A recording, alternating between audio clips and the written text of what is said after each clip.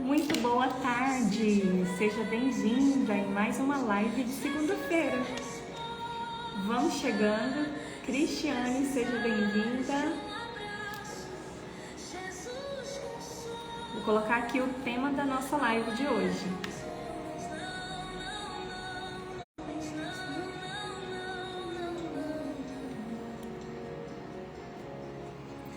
Sejam bem-vindas, vamos chegando. Tatiana, seja bem-vinda.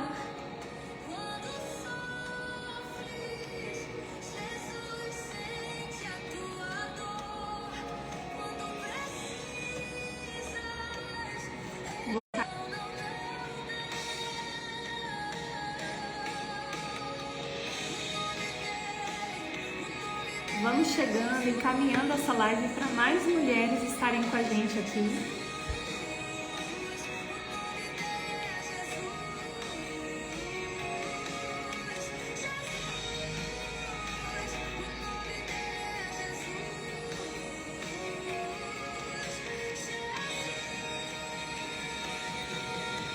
Vamos lá?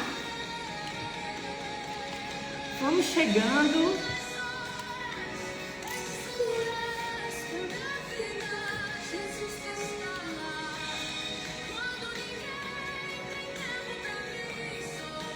Vamos falar sobre isso?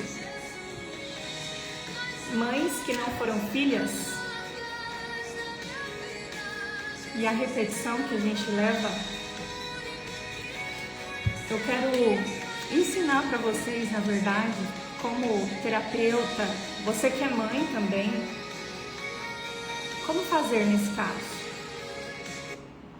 Como entender sobre isso. Sejam muito bem-vindas, bem-vindos, bem-vindas para mais uma live aula de toda segunda-feira. Não sei se vocês perceberam, gente, eu estou gravando as aulas e colocando lá no meu canal do YouTube. Quero começar a trabalhar lá também. Então essa aula não vai ficar gravada aqui no Instagram, eu vou passar todas as aulas, as lives de segunda-feira, todas lá para o YouTube, beleza? Então, se você não conseguir assistir ela hoje, ela vai estar gravada lá, tá? Mas por que eu decidi falar sobre isso? Falar sobre mãe que não foi filha. Porque a gente vai percebendo essas repetições na nossa clínica. Durante alguns atendimentos, às vezes a gente fala assim, a gente ouve muito assim, eu não sei ser mãe. Eu sinto que eu tô fazendo tudo errado. Parece que o meu filho não me ama. Parece que eu não consigo também amar o meu filho como eu deveria. É como se eu estivesse desconectada dos meus filhos. Então a gente, não sei você, talvez até já disse frases assim, mas talvez conhece alguém que tem falas assim também. Eu não sei onde eu errei, não sei como eu estou errando, por que isso está acontecendo, por que eu não consigo receber o abraço do meu filho, por que também eu não consigo abraçar, por que para mim é tão difícil falar um eu te amo. Vocês já ouviram falas assim?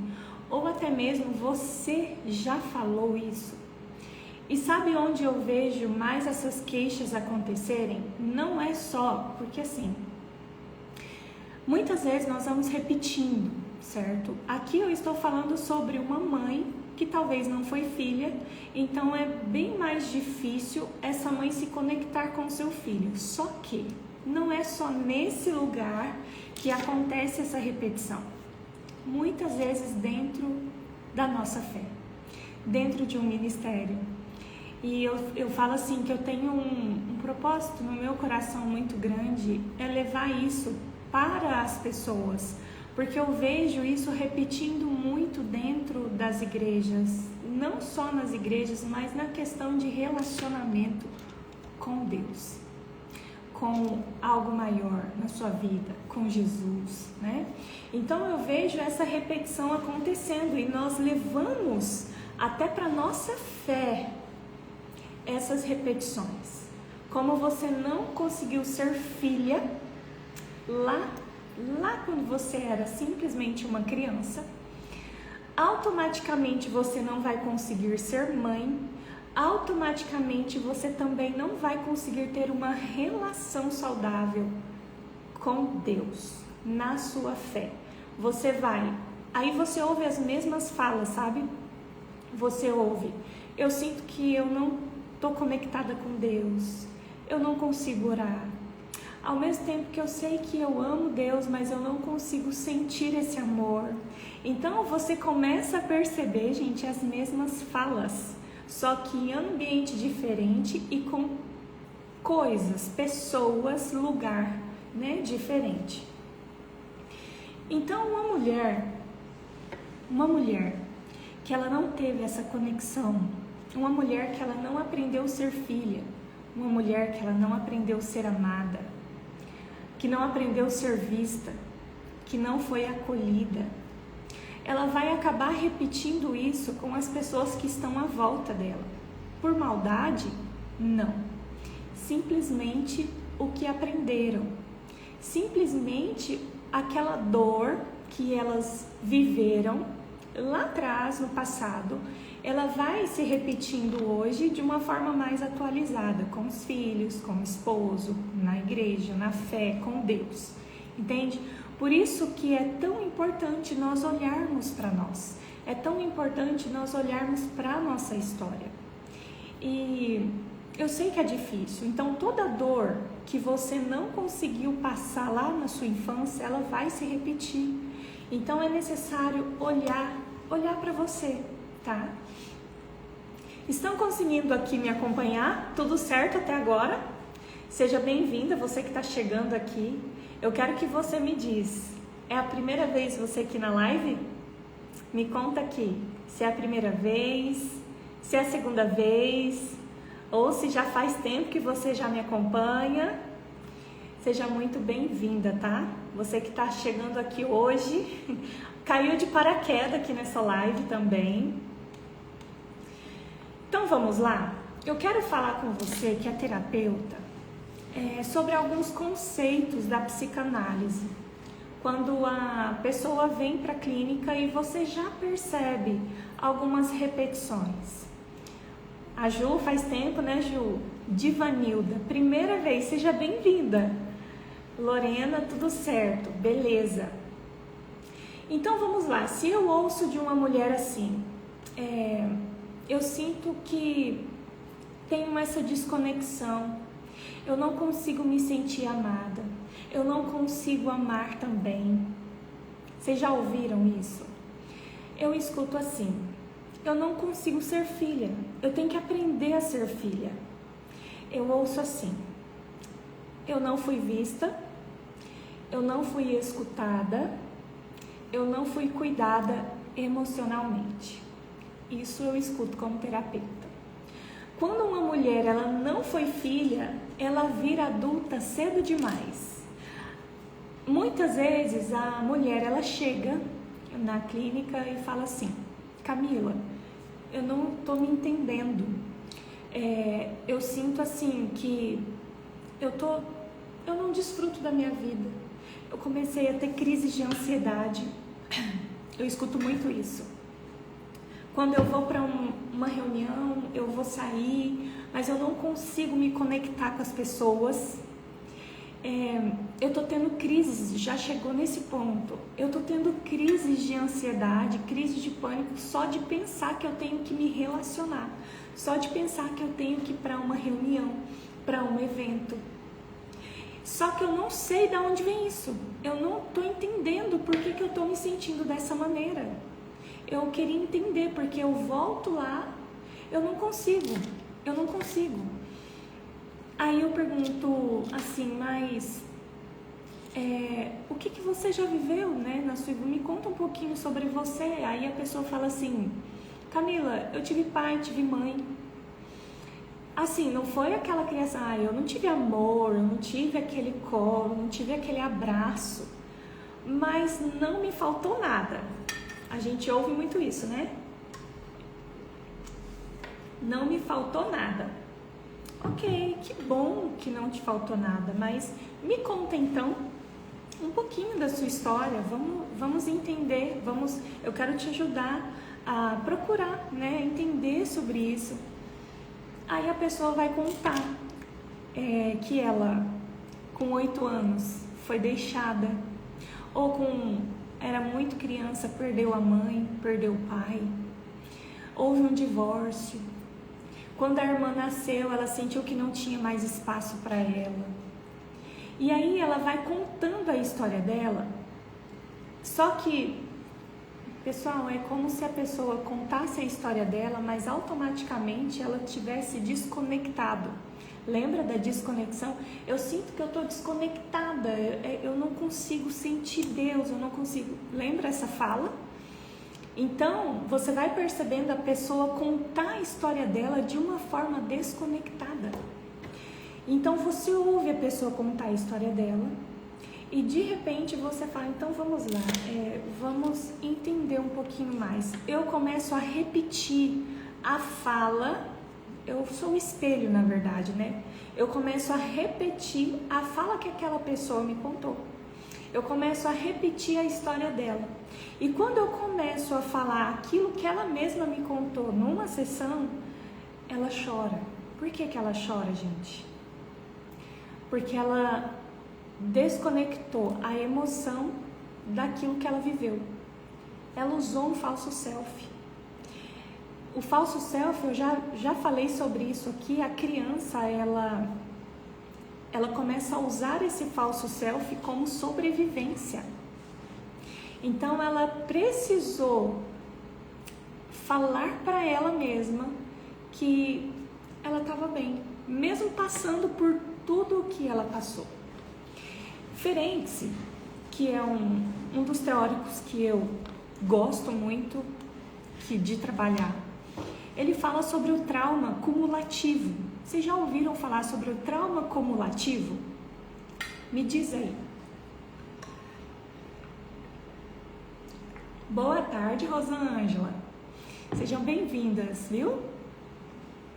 Clivagem, Ferenczi fala também. Ele fala sobre o trauma cumulativo. Como assim?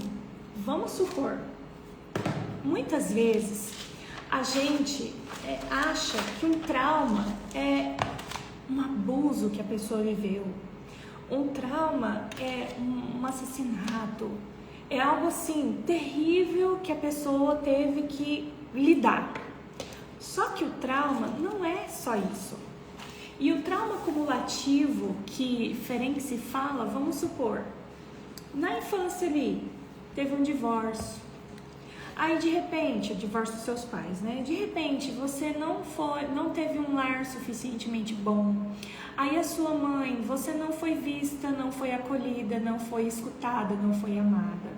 Aí de repente também você não teve um pai, você não teve essa sustentação no ambiente. E foram acontecendo várias coisas na sua vida. Nada uau, entende?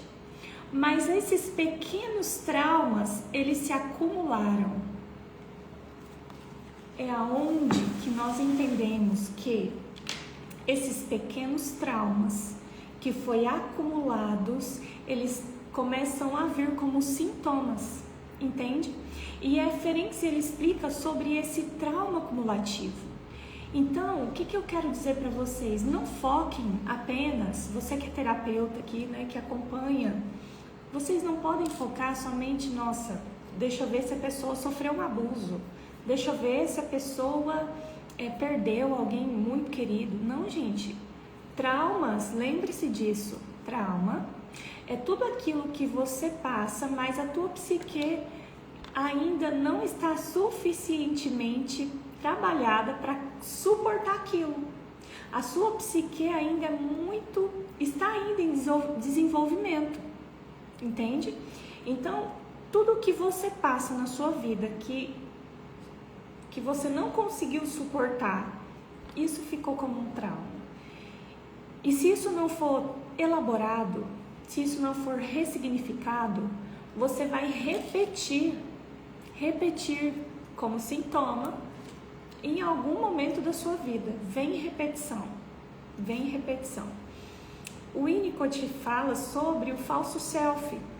É um mecanismo de defesa que a criança ela adquire para que ela consiga sobreviver. Então são vários conceitos que nós podemos trabalhar aqui. Então imagina, a mulher que não pode ser filha, muitas vezes ela carrega um peso que não é dela. Ela foi talvez a própria mãe da mãe. Ela teve que ser mãe dos irmãos. Ela teve que ter uma vida adulta antes da hora. As preocupações de uma vida adulta antes da hora.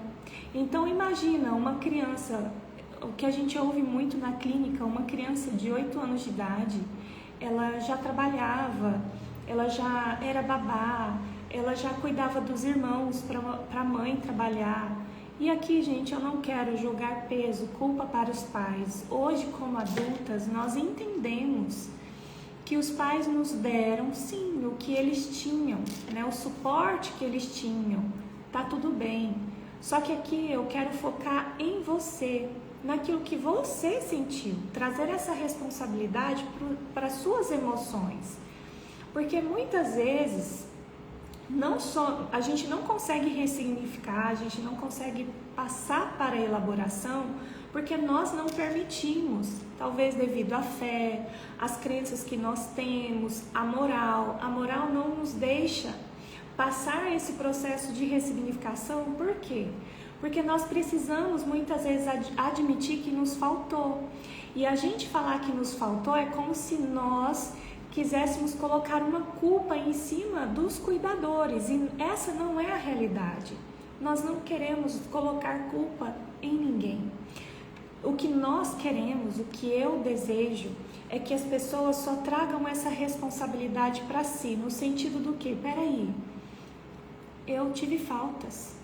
Peraí, eu vivi isso, eu era só uma criança. Em uma das minhas mentorias, eu pedi para que uma mentorada minha, porque assim, gente, tudo na nossa vida a gente começa a trazer como sintomas. A gente não avança no nosso profissional. Às vezes você acha que porque eu não tenho estratégia. Não. Alguma coisa tem por trás de tudo isso. E daí essa pessoa veio para a mentoria, para trabalhar essas questões.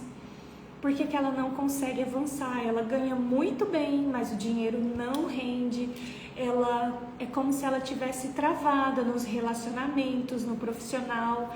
Ela sentia que não consegue ser mãe como deveria. Então aqui a gente já vê várias coisas acontecendo no interno daquela pessoa. E aí eu pedi para que ela fizesse, como é uma mentoria, não era uma terapia, entendam isso. Eu pedi para que ela fizesse contando a história dela, como se ela estivesse falando com a menininha dela, com a criança dela. Ela fizesse essa carta e depois fizesse uma para adolescente. E ela colocou assim detalhes naquela carta. E ela leu para mim, na mentoria ela leu para mim. E ela olhou, né, depois ela chorou bastante, ela olhou e falou assim: Camila, como eu sofri. Eu nunca tinha parado para pensar quantas coisas eu vivi, como foi difícil para mim. E é uma coisa que nós, no dia a dia, a gente não percebe. Nós precisamos sentar, parar e olhar para a nossa história, não é verdade? Então vamos lá, quais são os ciclos da repetição da filha não vista à mãe que abandona?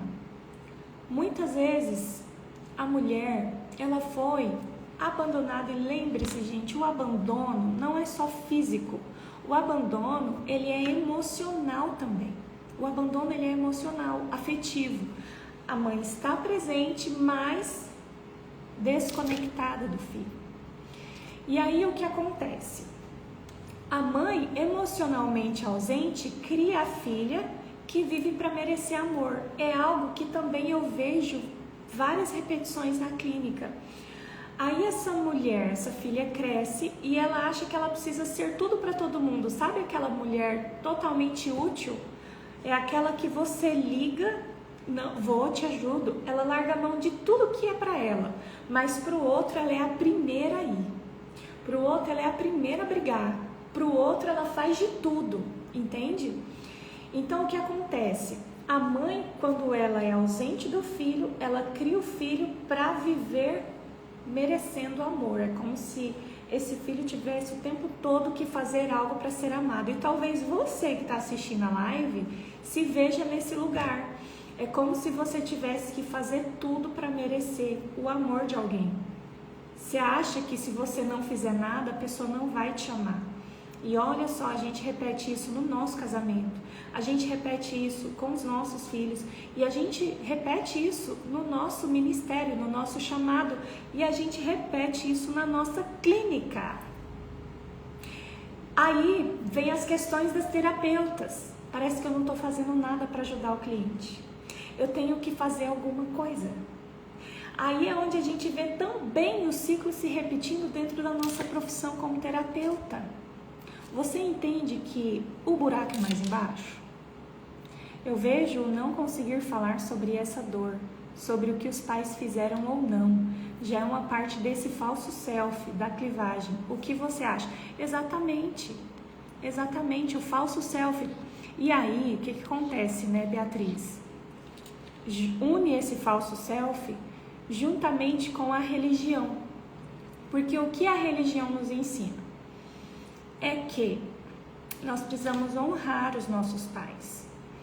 E a parte que nós entendemos sobre honrar é você aceitar tudo o que eles fizeram e ter uma vida tranquila e normal. Você precisa honrar. Só que nós esquecemos da outra parte do versículo. E vocês, pais, não irritei os vossos filhos. Então a gente só pega a primeira parte, que você precisa honrar, independente de como sejam esses pais. Entende? É como eu digo aqui pra você. Não estou colocando culpa, até porque eu sou mãe e eu sei que eu erro, eu sei que eu falho, eu não sou perfeita. A única coisa hoje que às vezes eu pego repetindo alguma coisa, eu paro. Peraí, eu não preciso agir dessa forma, eu posso ser diferente, porque eu já estou olhando para mim, eu já estou resolvendo algumas coisas que ficaram. O ter que ser grato, exatamente, o ter que ser grato, mas é a questão, né? A gente pode ser grato, a gente pode honrar os nossos pais, mas eu não preciso ficar num lugar de sofrimento. É uma escolha hoje, eu sou adulta, não é verdade? Só que o que eu vejo hoje, na maioria das vezes, são mulheres adultas exigindo ainda aquele amor que não receberam, exigindo suprir uma falta que jamais vai ser suprida, exigindo dos ambientes, exigindo dentro ali até mesmo dos ministérios. E é uma dívida que essas mulheres carregam, como se os pais estivessem devendo para elas algo. É muito pesado para os pais, é muito pesado para a mulher. Por isso que eu falo assim, que nós precisamos amadurecer, olhar para nós, para sair desse lugar de sofrimento. Mas aí é onde entra Lacan, né, Beatriz?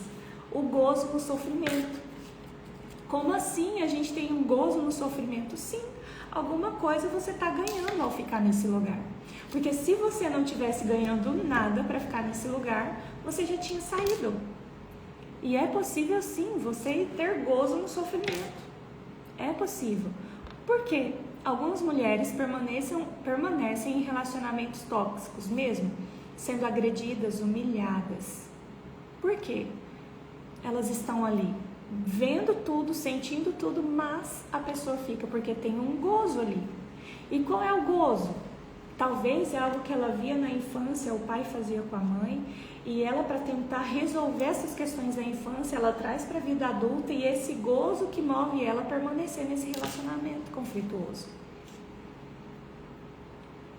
Haja análise para abandonar o gozo. Não é fácil, mesmo que seja sofrimento.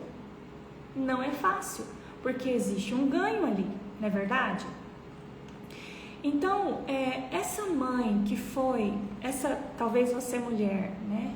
A mulher, quando ela teve essa desconexão com a mãe, o que acontece? Como ela traz para a clínica? falta de vínculo com os filhos, culpa por não amar como deveria, culpa por não conseguir também ser amada, receber afeto, frieza, impaciência, distanciamento emocional. É aquela mulher que chega assim: Camila, eu tenho tudo, mas eu não consigo ser feliz. Eu tenho tudo, mas eu não consigo desfrutar. Eu não consigo viver em paz. Eu queria entender isso, porque da onde eu saí, olha as falas, né? Da onde eu saí para o que eu tenho hoje, eu me sinto até culpada por não conseguir ser feliz. Entende? Olha o movimento interno que está dentro dela. Eu já atendi uma pessoa que ela foi deixada pelos pais com 8 anos de idade em outro lugar, com outras pessoas. E esses pais foram embora com os outros 2 irmãos e deixou ela. E na fala dela, ela fala assim: mas eu amei, porque eu ia ficar perto de um namorado. 8 anos, gente. E você vê a pessoa contando, é como de fato ela não sentisse. É como de fato ela ainda viesse assim com uma desculpa. Não, foi até bom. Foi até bom isso. Como que é bom uma criança de 8 anos de idade tendo que trabalhar como babá, ser deixada pelos pais, com 12 anos engravidar? É bom.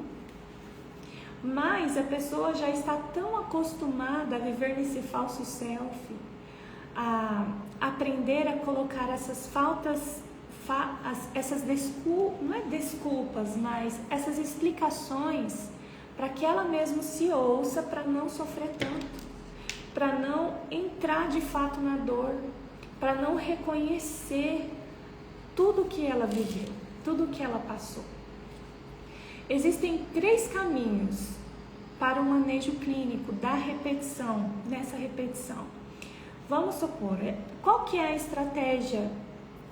A primeira estratégia que você precisa ter quando você se depara numa situação assim, você percebe a repetição, você entende, você terapeuta, você começa já a enxergar aonde que essa pessoa ficou congelada, né? Porque é como se a pessoa congelasse ali. E aí, você pode falar com ela, acolher ela a respeito, para ela tirar essa culpa de cima dela. Vamos supor, você não fez isso por maldade. Teve uma cliente que falou: a mesma coisa que minha mãe fez comigo, eu acabei fazendo com as minhas filhas. Então, você acolher isso. Quando ela começa a ver, então é perigoso vir muita culpa, sabe? Então, você acolher. Você não fez isso por maldade. Você repetiu simplesmente o que conhecia. A gente começa a tirar essa culpa de cima. A gente não vem com moral. A gente não vem com, é porque Deus tinha um propósito. Gente, não faça isso. Você primeiro precisa acolher, dar esse lugar de sustentação para o teu cliente. Você pode perguntar: você queria ter feito diferente? Aí a pessoa precisa colocar para fora o que de fato está ali no coração dela. Mas o que você fez para sobreviver naquela época? Porque foi um tipo de sobrevivência. O que você precisou fazer? Eu vejo assim como as pessoas não percebem. Eu falo as pessoas, gente, porque por muito tempo eu também sempre me coloquei como forte. Eu precisava ser forte, porque se eu não fosse forte, o que ia ser de mim? Então a gente usa essa máscara, né? A gente usa esse falso self, às vezes consciente, às vezes inconscientemente. É como se a gente não quisesse acessar isso, acessar essa dor. Então, como forma de sobrevivência, a gente usa desculpas, a gente usa histórias, para não ser tão difícil sobreviver. Qual é a outra estratégia que você pode fazer? Trabalhar a criança interior antes da mãe exterior. Às vezes a gente foca na situação que essa mãe está trazendo, mas aí eu posso levar ela a olhar para a criança. É isso que eu faço, na verdade. É olhar lá para ela, de quando ela era pequena. Eu fiz um ensaio, eu gosto muito dos ensaios mentais, gente, e eu uso com muita ética, tá? Mas eu vejo assim que os ensaios mentais, ele me proporciona a ver o mundo interno da pessoa. É isso que eu aprendi a fazer. Eu acredito que foi nas experiências que eu fui tendo na clínica. Então, para mim começar a ver como está o mundo interno dessa pessoa, eu comecei a fazer alguns ensaios mentais com a criança interior. E eu achei tão interessante que um desses atendimentos que eu fiz, eu peço, como que é, Camila, o ensaio mental? Eu só peço para a pessoa fechar os olhos e imaginar a criança dela na frente dela. Só isso. E aí ela mesma vai me trazendo imagens, como ela está vendo a criança, o que essa criança está vendo.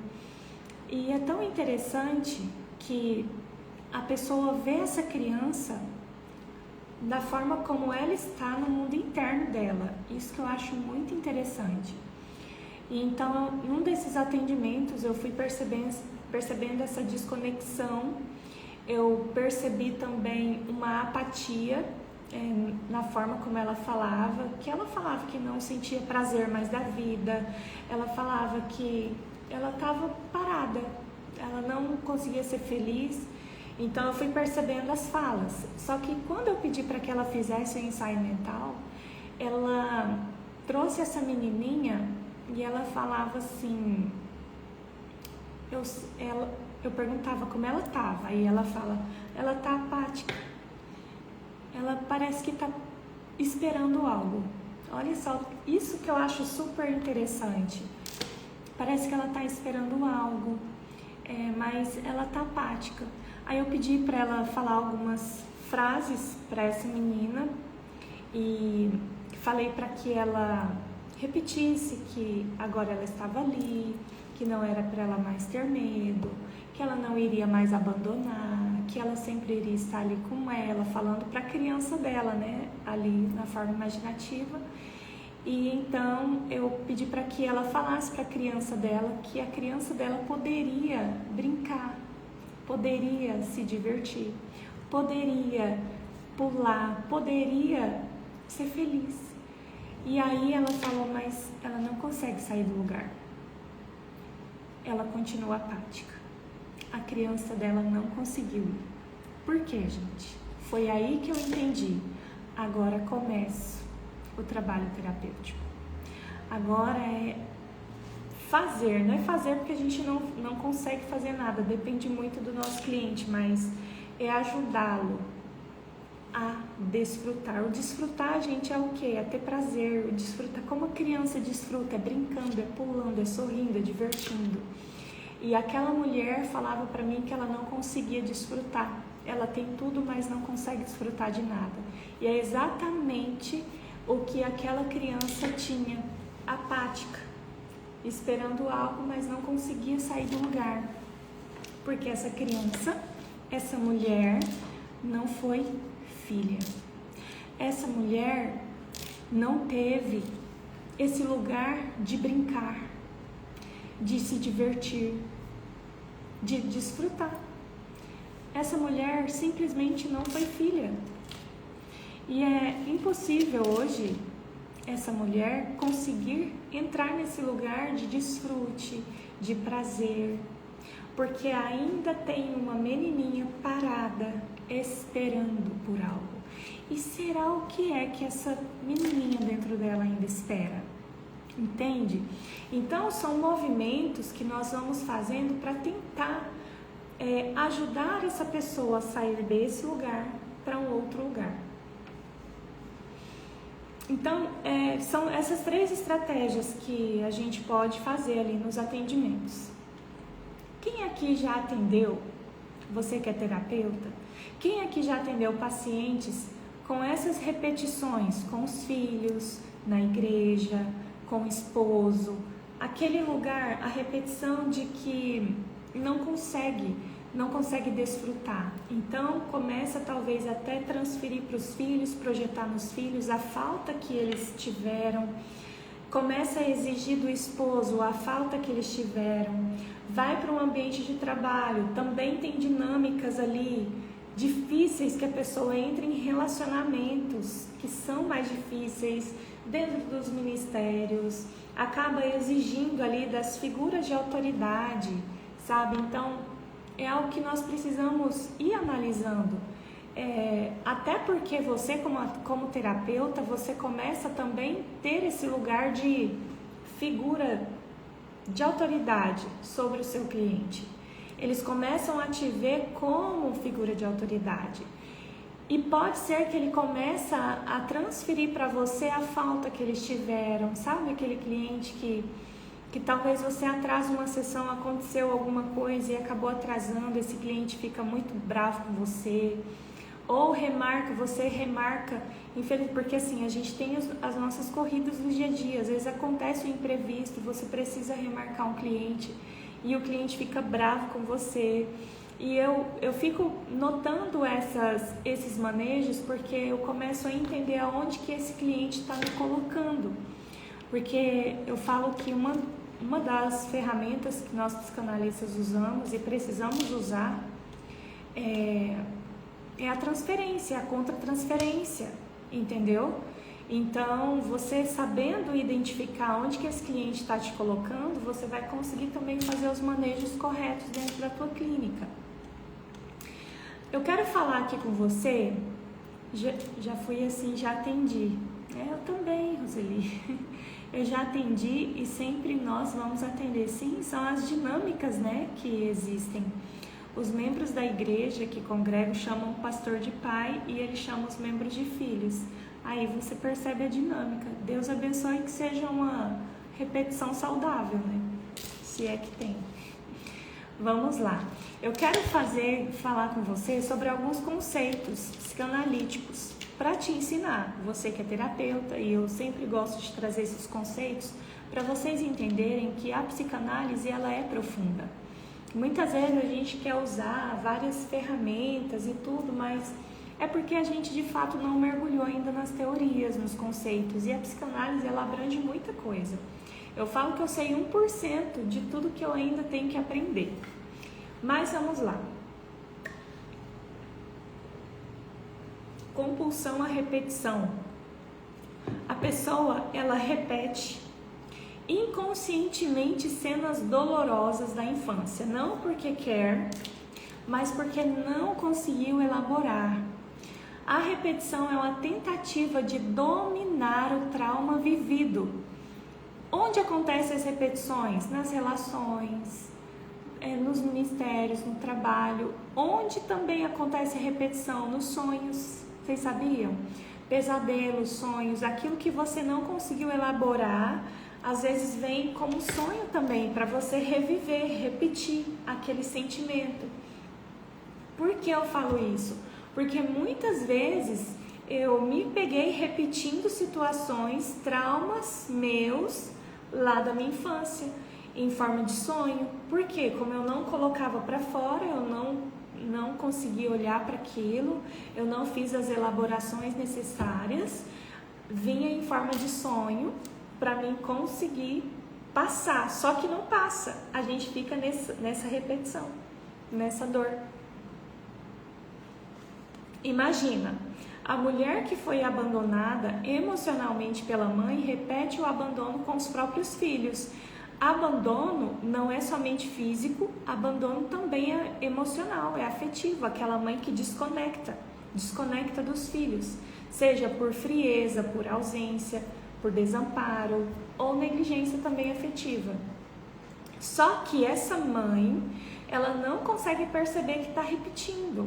Ela inconscientemente ela faz isso, né? Mas o inconsciente ele vai repetir aonde dói, para poder conseguir elaborar, entendeu? Estou tentando de todas as formas não repetir, principalmente no ministério onde saí. E o lugar para a gente repetir nossas questões é dentro dos ministérios. Meu Deus, gente. Desculpa, pode me falar mais sobre a projeção quando a alma sai do corpo? Tive essa experiência essa noite. Projeção, você teve talvez uma despersonalização, não é? A alma sai do corpo, você estava em sonho? Tinha que conhecer um pouquinho mais a sua história. Vamos lá. Outro ponto, né? Outro conceito que eu gosto de trabalhar muito sobre o falso self. O falso self é a defesa criada por quem desde cedo precisou adaptar demais para ser aceita. Sabe aquela criança que precisou ser boazinha para ser aceita, precisou não fazer bagunça para ser aceita, precisou se adaptar àquele ambiente, mesmo que o ambiente fosse hostil, ela precisou se adaptar, apagando o que sente. É como se ela, peraí, eu vou usar esse falso self, isso é inconsciente, é uma forma de sobrevivência. Aí você vê muitas mulheres até hoje usando esse falso self. O que é falso self? No sentido comum, que ele é muito profundo, mas no sentido que nós mais vemos. Você não quer fazer algo, aí a pessoa te liga, fulano, faz isso pra mim. Claro, eu faço, porque pra você é muito difícil ficar ruim pro outro. Porque você tem medo do outro falar mal, você tem medo do como o outro vai começar a te ver, você tem medo de confusões, você não quer ficar ruim com ninguém, você precisa ser aquela mulher top, útil, que faz tudo pelos outros. Independente se depois você vai sofrer consequências, se você vai passar mal, se você vai ficar ruim dentro da sua casa, independente de tudo, o seu negócio é ficar bem com o outro, para ser aceita, para ser amada. Mães que não foram filhas desenvolvem um falso self forte, cuidador, olha só, guerreiro, mas não sabem se conectar emocionalmente porque vivem de modo funcional. Sabe aquela mãe que é funcional? Faz tudo, não deixa faltar, faz tudo, mas de forma emocional e afetiva não consegue se conectar. Porque ela aprendeu a cuidar, a fazer e a dar conta, mas nunca aprendeu a ser acolhida, porque nunca foi filha de verdade. Aí é onde nós vemos também nos ministérios, nós queremos cuidar das crianças, nós queremos cuidar das mulheres, nós queremos fazer, só tá bom se eu estiver fazendo alguma coisa. Eu preciso dar conta, porque Deus me deu esse ministério, eu preciso dar conta. Só que o seu emocional está totalmente destruído, mas você tem que dar conta. Por quê, gente? Você nunca aprendeu a ser filha. Quase morri quando disse o primeiro não, mas recebi cura para mim mesma. O ruim é os 3 primeiros não. Depois, outro conceito, a adultização precoce, quando a criança ela assume responsabilidades emocionais ou práticas muito cedo, sem maturidade psíquica para isso. Outro ponto, identificação com o agressor. Ferenczi fala sobre isso, né? Um mecanismo inconsciente em que a vítima do trauma repete o comportamento do agressor como forma de sobrevivência.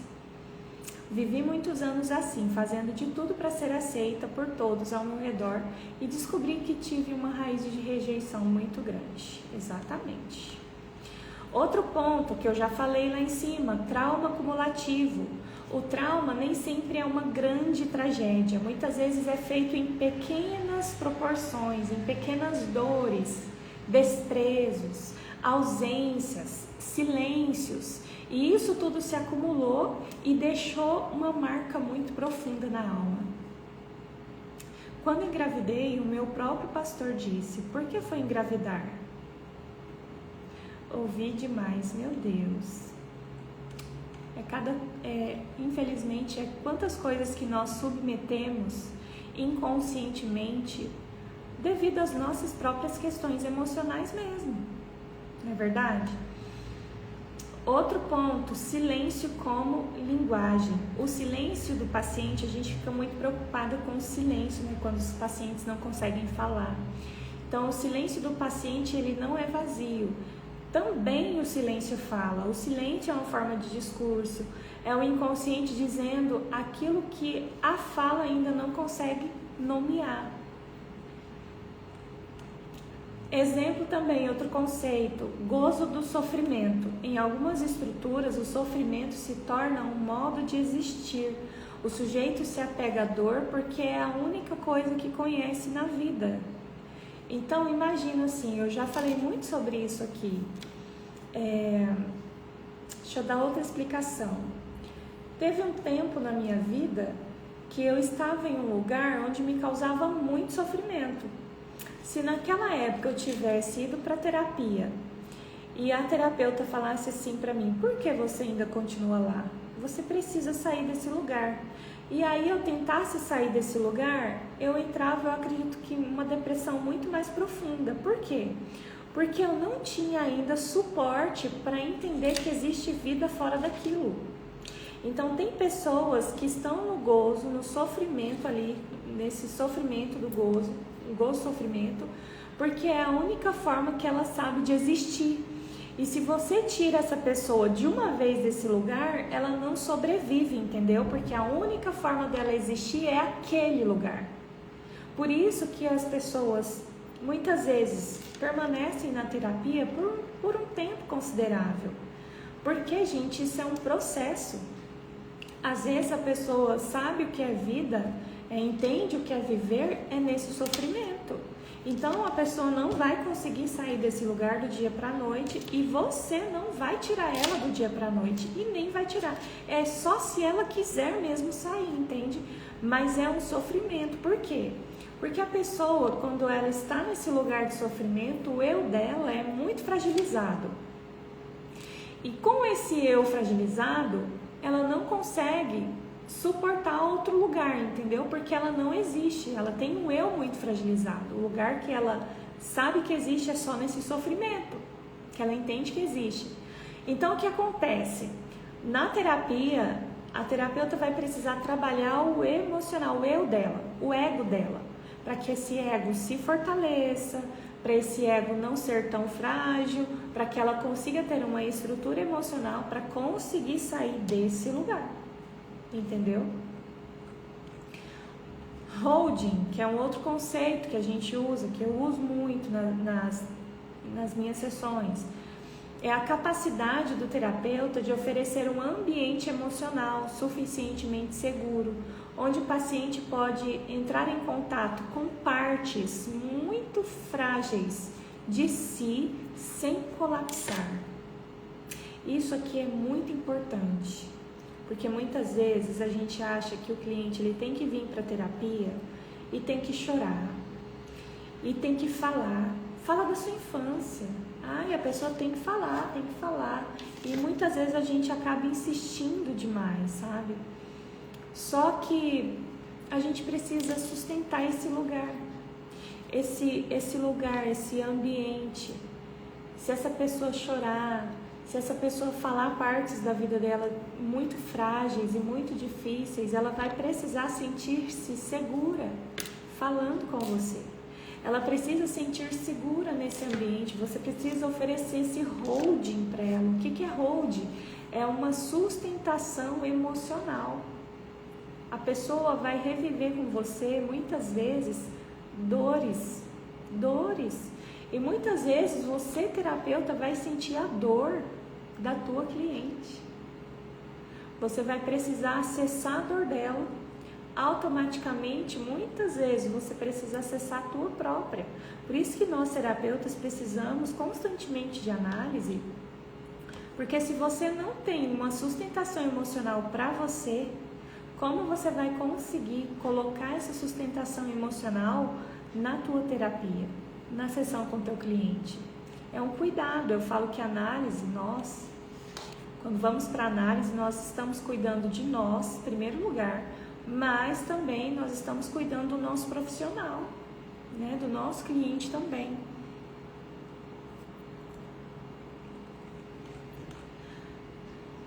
Vamos lá. Outra função, né? Função materna frustrada. A maternidade simbólica não se dá apenas pelo cuidado físico, mas pela capacidade de sustentar o desejo do outro sem se apagar. Quando a mãe foi filha ferida, sua função se fragiliza. Tudo vem das raízes, desde o ventre, exatamente. Também fala sobre a ruptura do narcisismo primário, que é ainda na infância. Quando a criança não é vista, acolhida e amada como alguém, como um sujeito, ela cresce sentindo que não tem valor. Isso se reflete na maternidade como insegurança, culpa e autossabotagem. A paciente não se sente merecedora de ser amada pelos filhos. Olha só. Aí, agora eu quero falar com vocês até na questão da nossa fé, como nós transferimos essas dores também para a nossa fé. Eu vou te falar. Imagina essa mulher, né? Ela acredita que qualquer erro que ela venha cometer, ela se torna uma má mãe. Agora, eu te pergunto, nós sempre vamos acertar? Boa tarde. Será que você sempre vai acertar como filha, como mãe, como esposa? Não, gente, nós vamos errar. E tá tudo bem. Agora, rapidinho aqui, eu quero falar para você como essa questão de não ter sido filha pode afetar também a sua fé. E a forma também, gente, como você vê a Deus, como você enxerga Deus. E nós precisamos muito olhar para nós, nos conhecer, fazer o que precisa ser feito por nós, para que nós não soframos, sabe, na nossa fé, com os nossos filhos. E você vai perceber aqui como que nós também transferimos para a nossa fé, questões que nós vivemos na nossa infância. A gente ouve muito falar sobre assim, a forma como você viu teu pai terreno, você acaba vendo Deus. Você acaba transferindo também para Deus a paternidade. Só que é algo que ninguém nunca me falou, mas devido aos meus estudos, acompanhamento com várias mulheres e também a mim mesma, hoje eu entendo que nós transferimos para Deus não é só questões da paternidade, são questões maternas também. O nosso inconsciente, ele é atemporal. E ele não tem feminino e masculino, gente. Então, muitas vezes a pessoa fica, mas eu tive um pai muito bom, um pai presente, um pai assim, um pai assado. Como que eu tenho dificuldade de manter ali a minha fé? Eu tenho dificuldade de ficar na igreja, eu tenho dificuldade com os irmãos. Por quê? Eu sinto que Deus não me ouve, eu sinto essa desconexão. Não são só questões paternas que você transfere a Deus, mas são questões do teu primeiro vínculo primário ali, dos vínculos primários que você teve com o pai, com a mãe, entende? Então não são só questões paternas, são questões também que talvez você tenha vivido na maternidade. E é onde causa as desconexões emocionais. É onde causa, eu acho que Deus não me ouve. Por que as coisas ruins só acontecem comigo? Eu sei que Deus me ama, mas eu não consigo sentir esse amor. Eu sei que eu sou filha, às vezes fica até muito técnico, né? Falar, eu sou filha amada. Às vezes é até um jargão, eu falo que é um jargão que eu usei muito na minha vida. Eu sou filha amada, isso é uma certeza. Será que é uma certeza mesmo? Aí as pessoas falam, eu sei, mas eu não sinto. Por quê? Olha a desconexão, entende? Vamos lá. Muitas vezes, Deus é confundido com o pai ou a mãe que feriu. Então, por isso que nós precisamos olhar para nós, resolver as nossas questões, elaborar as nossas questões, para que isso também não atinja a nossa fé. Para que nós possamos levar cura, nós precisamos primeiro olhar para nós, resolver o que tem dentro de nós. A imagem de Deus se mistura inconscientemente com as figuras parentais que você teve na infância. Sabia disso? Se teve um pai ausente, pode achar que Deus nunca está presente. Se teve uma mãe fria, pode sentir que Deus não se importa com você. Se foi punida por errar, você pode acreditar que Deus te castiga ou sempre vai cobrar de você perfeição. O que eu mais vejo, o que eu mais vivi também eu sempre quis estar nesse lugar. Eu preciso fazer tudo certo, porque se eu não fizer certo, eu vou sofrer, vai ter consequências. Eu nunca cheguei nesse nível de ouvir essas questões assim, mas eu já ouvi pastores, líderes falando. Eu já ouvi uma mulher falando assim para mim: o pastor me disse que se eu não voltar para a igreja, ele vai tirar o meu filho de mim. É como se Deus fosse aquela pessoa cruel que vai matar o seu filho. Eu já ouvi, antes do meu filho falecer, eu já ouvi: se você não fazer as coisas que Deus quer que você faz, o seu filho vai morrer. Isso eu já ouvi, eu era muito novinha, eu não entendia muita coisa, mas eu lembro que aquilo foi um baque. Aí eu pensava assim: mas o que Deus quer que eu faça? Aí de repente o meu filho morre. Aí olha só a desconexão que fez, o baque que fez na minha psique. Como que nós vamos sobrevivendo nesse mundo? Junta as suas questões que você teve na infância e junta com as questões da fé, onde você vai buscar um lugar de sustentação, de proteção, mas você acaba revivendo questões muito terríveis, né?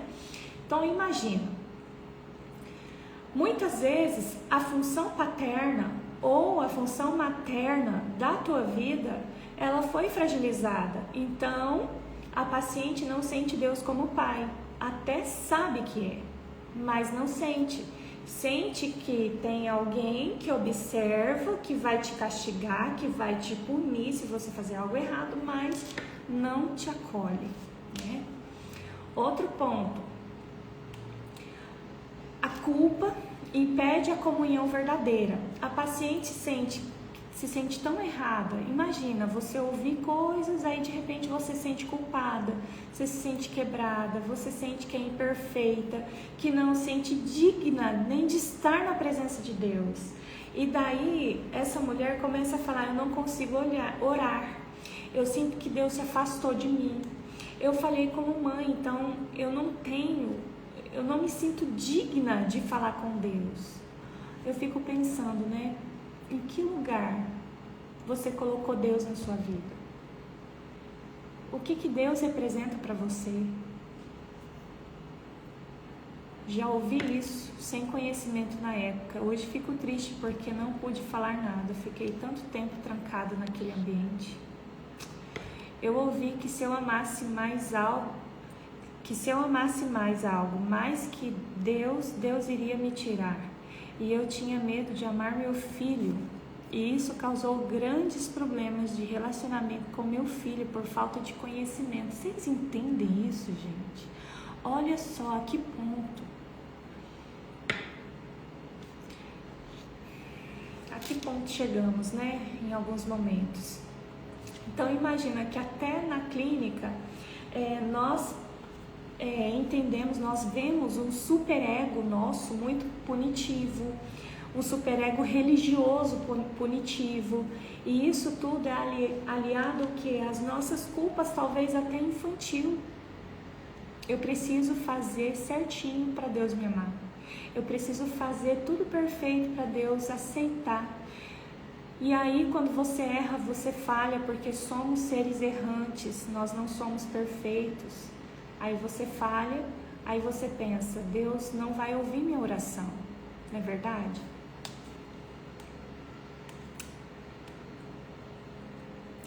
Imagina também uma mulher que ela serve a Deus, mas não consegue sentir o amor de Deus, porque aprendeu a amar pela função, pela obediência, pela utilidade e não pela relação de pai e filho. Hoje eu fico vendo assim, eu aprendi o que é pai vendo o meu esposo, olha só, vendo o meu esposo ser pai das minhas filhas. Então, assim, eu fico hoje prestando atenção, né? As minhas filhas, gente, filho desobedece, é sobre isso.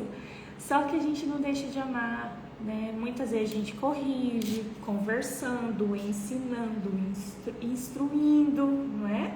Mas a gente não pune de uma maneira severa.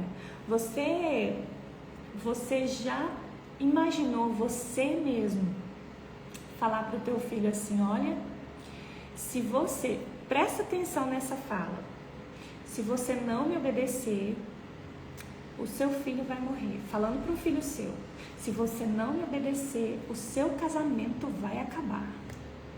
Você já pensou falar isso para um filho seu? Por que nós, eu falo nós, né? Mas por que algumas pessoas se vê no direito de falar que Deus vai tirar o filho de alguém se esse alguém não obedecer?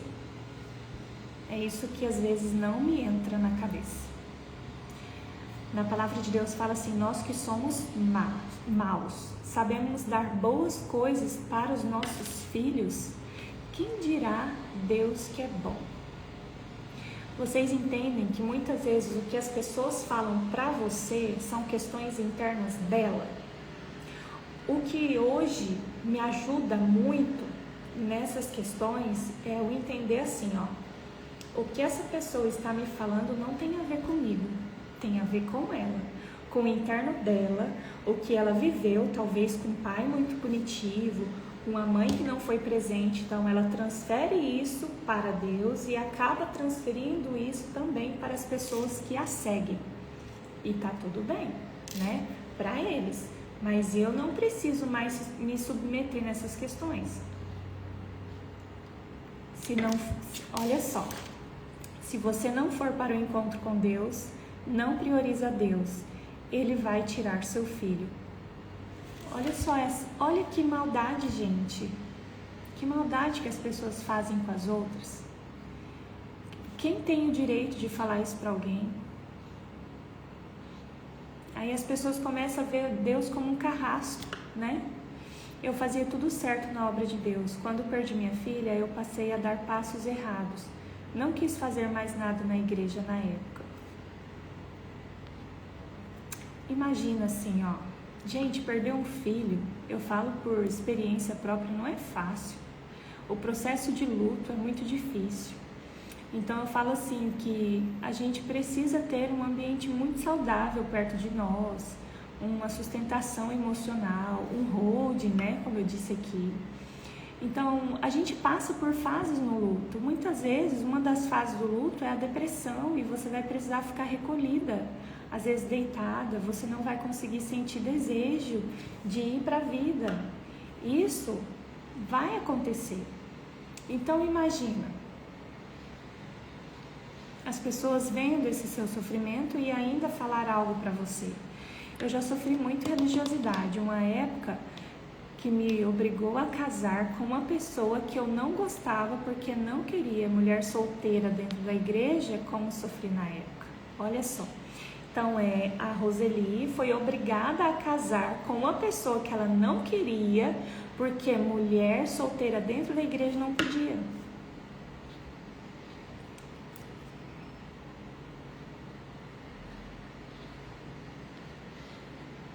Na Bíblia fala, as esposas devem cuidar das coisas do marido, e isso inclui os filhos, afazeres, o lar, exatamente. O bom é que hoje a gente vai aprendendo, né? A gente vai criando maturidade. Tem algumas, eu já ouvi muito isso, eu falei também isso, eu senti, teve um dia que eu entrei em uns parafusos comigo mesma. Eu até levei para minha análise, eu falei assim, parece que eu tô mais fria depois que eu comecei a estudar. Depois que eu comecei a ir para o autoconhecimento, né, enfim, parece que eu tô mais fria. Aí eu lembro que a minha terapeuta falou assim, você não tá fria, você só tá madura, você tá amadurecendo. Aquilo que antes te tirava do eixo, aquilo que antes te dominava emocionalmente, hoje não mais. Hoje você consegue perceber até que ponto você precisa, até que ponto não, até que ponto é real, até que ponto é seu, até que ponto é do outro. Então vai abrindo um pouco mais a nossa mente e a gente não vai se submetendo a coisas que não são necessárias, que muitas vezes vai até te prejudicar, né? Então não é questão que nós vamos ficando frias, é questão que nós vamos sabendo de fato aonde é que nós queremos, o que nós precisamos, o que de fato Deus está falando ao meu coração, não é verdade? A gente vai se tornando mais madura. Quantas vezes, gente, eu já acreditei em sonhos que as pessoas me contavam, eu sonhei com você, que você morria, e isso quer dizer, tipo assim, aí eu entrava naquele sonho da pessoa, como se aquele sonho fosse uma revelação de Deus para aquela pessoa. Hoje eu entendo diferente. Se Deus quiser falar comigo, Ele primeiro vai falar comigo, né? Com as minhas questões no meu coração. Aí a outra pessoa vai vir, talvez até confirmando. Mas muitas vezes o sonho que as pessoas têm, muitas vezes quer dizer com elas, não quer dizer com a gente. Antes da psicanálise eu achava que tudo era o Satanás. É porque tudo aquilo que nós não tínhamos resposta ou não concordávamos, é mais fácil falar que é Satanás, né? Porque a gente não entende ainda. Outro ponto, ela se relaciona com Deus como alguém que precisa aprovar ou perdoar a sua existência. Quando não houve olhar materno ou paterno amoroso, a criança acredita que é culpada só por existir. Acredita? Você já sentiu isso, essa culpa? Por que eu tô aqui? Eu não deveria ter nascido. Pra que a minha existência? Aí vai para um ministério, vai servir a Deus e tenta aprovar ou perdoar a sua existência, né? Deus deve estar decepcionado comigo, não consigo me entregar completamente. Deus é bom, mas comigo é diferente. Comigo Ele é mais... Já ouvi muito isso também. Trauma afetivo disfarçado de espiritualidade é o que mais nós vemos hoje no dia a dia. Essa maturidade foi top demais, me sinto leve, saiu um peso. Que bom. Outro ponto, ela tenta controlar a vida para não ser rejeitada de novo, até por Deus. Quando o abandono, ele molda a infância, o controle passa a ser a única forma de se proteger. Ela quer prever tudo, entender tudo, até a vontade de Deus, mas vive com medo. E se eu errar? E se Deus me tirar algo? E se eu não for escolhida? Gente, imagina como que chega a mente dessa pessoa. Chega num lugar, vai chegar um tempo que essa pessoa vai começar a ter ansiedade e ela não vai saber de onde vem, tá?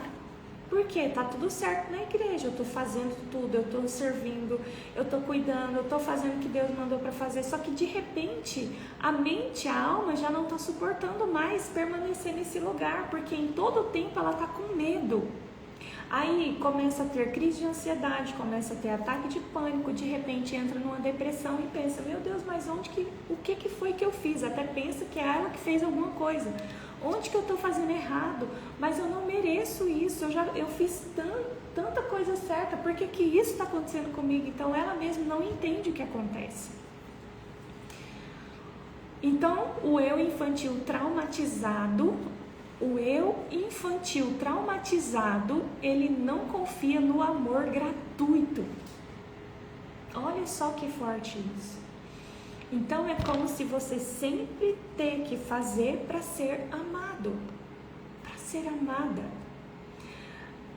Na nossa alma é como se houvesse dentro de nós assim, como assim alguém vai me amar de graça? É como se sempre a pessoa tivesse que fazer algo para ser amada, não é verdade? Sou filha de pastor e cresci com uma visão errada de Deus, com um Deus punitivo, né? Hoje, depois da psicanálise, consigo ter um relacionamento de pai e filha. E é tão bom esse lugar, né? Relacionamento de pai e filha. Então, o que eu quero, né, trazer para vocês nessa live aqui? Eu nem ia para esse lugar, mas enfim, né, a gente vai conversando. Quando você tá com esse infantil ainda traumatizado, lá na fé você vai pensar que falta você se entregar mais, falta você se doar mais, falta descanso para você. Por quê? Porque amar para você é um risco. Uma vez eu ouvi assim: Deus quer que você entregue 100% da sua vida, que você sirva, que você faça. E só assim Ele vai te dar tal coisa, que era algo que as pessoas sabiam que eu buscava muito e desejava muito. Então, esse líder falou isso pra mim. O que eu fiz, gente? Saí do emprego. Eu abandonei tudo e eu fui pra dentro de casa. Parei com tudo. Eu sofri muito. Por quê? Foi a vida inteira trabalhando. E também o meu dinheiro ajudava nas despesas de casa. E ficou aí tudo pro meu esposo. Meu esposo se sobrecarregou por uma falta de maturidade que eu tinha, porque do nada eu falei, eu vou sair, porque Deus mandou entregar tudo. Então foi um período muito difícil para mim. Então foi algo que eu não precisava ter vivido. Não precisava ter vivido. Mas, como nós não temos maturidade, nós não temos conhecimento, a gente acaba se submetendo a coisas que Deus nunca pediu. Por isso que nós precisamos buscar, né? Buscar conhecimento, nós precisamos trabalhar dentro de nós, porque tem coisas que não é Deus te pedindo. A gente precisa entender isso. Então eu quero que você entenda isso. Deus não é igual ao teu pai, Deus não é igual à tua mãe. Deus não espera que você seja perfeita para te amar, porque Ele já te amou, entende? Você não precisa fazer nada para merecer o amor de Deus, você só precisa se permitir ser filha. E os filhos amam, entende? Então, hoje eu quero te convidar a curar a ferida da filha que existe dentro de você, que não foi vista, que não foi olhada, que não foi amada. A reconstruir também a imagem de Deus como um pai amoroso, não como cópia de humanos, de seres humanos, entende? Nós precisamos ser como Ele, mas muitas vezes nós vemos Deus como o homem também, só que Deus não é como o homem, né? Você foi ensinada a merecer amor, mas Deus quer te ensinar a receber amor. Então, a partir de hoje, você não vai fazer por merecer, você vai fazer para receber. Não fazer que, eu tenho que fazer alguma coisa, mas você precisa só aprender a receber. Só a receber, porque já está disponível. Então, quando você pensar em Deus como um Deus punitivo, um Deus vingativo, esse não é o Deus que nós precisamos conhecer. Porque muitas vezes nós estamos projetando até em Deus as nossas questões da nossa infância, dos pais que tivemos, dos cuidadores que tivemos, dos professores que tivemos. Lembre-se, você não é uma serva para ser aceita. Você é filha, tentando lembrar que sempre foi amada. Fazer para receber, porque você já é merecedora. Exatamente, você já é amada. Entenda isso. Ele já te amou, Ele já te conhecia. Então, assim, hoje nós vamos viver isso, viver essa prática, não pensando no que vamos receber, entende? Em como vamos ser amados. Nós vamos fazer essa prática de uma maneira muito natural, de uma maneira de ser filha, somente ser filha. Eu falo que hoje a maior dificuldade que temos é ser filha. Por quê? Porque nós não aprendemos a ser filha. Muitas vezes, lá atrás, você não foi ensinada a esse lugar de ser filha. Então, eu falo que você precisa olhar para dentro de você entender as suas formas de ser filha, como você foi filha, como você se sentiu amada, como você foi amada, como você foi vista. E isso tudo você vai trazer para todas as áreas da sua vida, no seu casamento, no ministério, com os seus filhos também. Então, hoje eu falo que o ponto de partida da nossa cura interna, da nossa alma, é olhar para a nossa criança, é olhar para a tua criança, como ela foi amada, vista, como você foi quando criança, como você foi filha, como você fazia para ser amada, o que você ouvia. Tudo isso, gente, reflete hoje na tua fé, com Deus, com as pessoas. Então, por isso que você precisa fazer, a minha pastora, ela fala, né? A gente precisa fazer esse caminho de volta. E é uma verdade. É você, peraí, não estou entendendo nada que está acontecendo. Você chega aí nos seus 30 anos de idade, 40 anos de idade, você se depara com muita coisa na tua cabeça, você não entende muitas coisas da tua vida. Aonde que você tem que ir? Lá na raiz. Lá na tua infância. Então, que nós terapeutas possamos também enxergar isso no outro, possamos enxergar isso em nós, que nós possamos entender que nós precisamos escutar mais, sem corrigir tanto. Não espiritualizar cedo demais. O cliente vem com essas demandas para a tua clínica, escute sem corrigir. Não espiritualize, gente, cedo demais. Exemplo, a pessoa está te contando algo sobre a vida dela, a história dela, tudo que ela viveu, que foi tão difícil. Aí você me vem, terapeuta, com uma fala assim, mas Deus tem um propósito nisso. Não, não é assim que ela vai ressignificar. Não é assim que ela vai fazer a devida elaboração. Ela precisa colocar para fora aquilo que está guardado, tá? Reforce que na terapia ela não precisa ser forte. É algo que eu falo também muito para as minhas clientes. Aqui você pode ser frágil. Aqui você não precisa ser forte. Quem está me falando? É a criança ou é a adulta? Então, nós precisamos trazer, né, esse ambiente de cura, esse ambiente de holding, né, de sustentação emocional. Porque tudo que a tua cliente viver com você dentro da clínica, ela vai conseguir levar para a vida lá fora. E isso que é o mais incrível. Às vezes você acha que não está acontecendo nada na clínica, mas você pode ter certeza que lá fora ela está colocando tudo em prática. Em prática que eu digo, sabe, esses movimentos internos que a psicanálise, eu falo que a transformação que a psicanálise dá não é tanto de comportamento, mas são de movimentos internos que a pessoa nem sabe explicar quando foi que mudou. De repente a pessoa, nossa, mas eu não sofro mais com isso como eu sofria lá atrás. A pessoa está nesse movimento interno tão lindo que ela nem percebe quantas coisas já mudaram, entende? Quantas coisas já foram ressignificadas. De repente ela só vê, meu Deus, como que pode? Eu agi agora dessa forma, mas antes não era assim. Então são movimentos internos que a pessoa vai vivendo. E é um passo de cada vez, não é verdade? Pessoal, é isso que eu tinha para passar para vocês. Eu acho que esses dias, atendimentos, mentorias, eu tenho visto muito isso, né?